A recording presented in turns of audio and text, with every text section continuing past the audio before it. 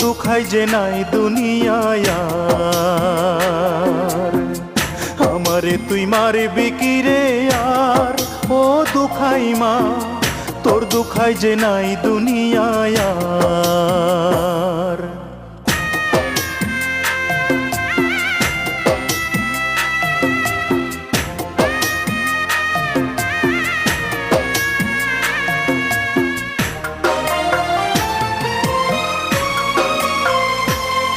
মাগো আমি এখন মেডিকেলের লাশ কাটারি ঘরে, বিভিন্ন দল আইসা তাদের কর্মী দাবি করে।